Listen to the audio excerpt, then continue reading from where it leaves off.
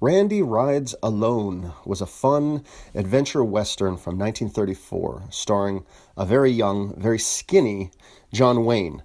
It's a short film. It's around 53 minutes, I think. And it's nothing too profound. Basically, John Wayne shows up in town as the character Randy. We don't really know who he is, where he comes from, or why he's going to this particular town. But who cares? And he goes into a bar where clearly there's just been a big shootout with dead people everywhere. And the only sound is this old-fashioned player piano that just keeps running. There's kind of this freaky picture on the wall of an old man with the eyes that are kind of moving to watch, but otherwise nobody's there, everybody's dead. So John Wayne shows up, tries to figure out the problem. The sheriff, however, he arrives with his crew. The sheriff kind of resembled Frank Zappa here, and they think John Wayne is a guilty one, so they cart him off to jail. I'm afraid you got me wrong, Sheriff. I didn't do any It looks like we've got you right. Reloaded, eh?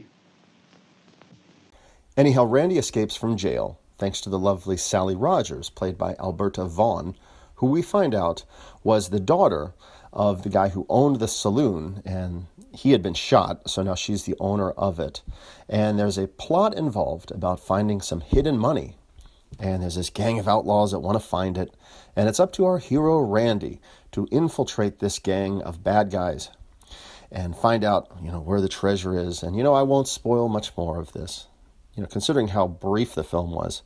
But this was just a fun B-Western starring a very young John Wayne who's, let's be honest, he's kind of learning how to establish his cowboy character. He seems a little cardboard here, but he was still great. You can't go wrong with John Wayne movies. And another note I wanted to point out is the version that I watched of this film. I think I caught a copy on YouTube. It had what sounded like cheesy music added in. This did not sound like orchestrations from 1934, but rather like someone with maybe a home synthesizer was just adding in musical tracks to this old film.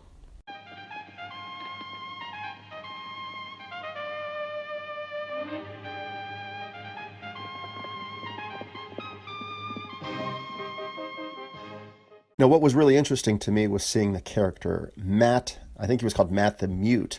He was a character who would write everything with very pleasant handwriting on a little pad and paper to kind of communicate, and with really proper punctuation too, because in the Old West, they were all about grammar and handwriting.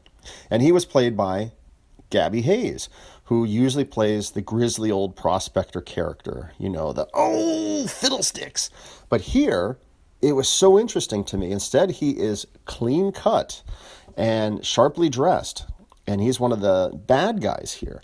So I've seen him a number of times before as the grisly old prospector, but no, he is a sharp-dressed bad guy, and is, to me, completely unrecognizable. I mean, you can kind of see it in the eyes a little bit, but for the most part, wow, I couldn't even tell this was him. So it was interesting to see him play the bad guy. Where's the money? I don't know. Oh, you don't know, huh? No. Perhaps if I give you time to think it over, you might be able to remember. And one more note, too, is, without giving too much away, there's the big ending of the film was just a little bit silly that involves the explosion of a model, what is clearly a little model set. And you have to see it. It made me chuckle. I get it. It's the 1930s. So this wasn't cutting-edge special effects technology, but still, watch the film and you'll see. Randy Rides Alone is not in the public domain as far as I can tell, but you can find it all over the place online, including several copies on YouTube. So, but regardless, I'm going to go easy on using clips in this review so I don't offend YouTube. And it's a good film. It's a fun Western, early John Wayne film, and it's worth checking out.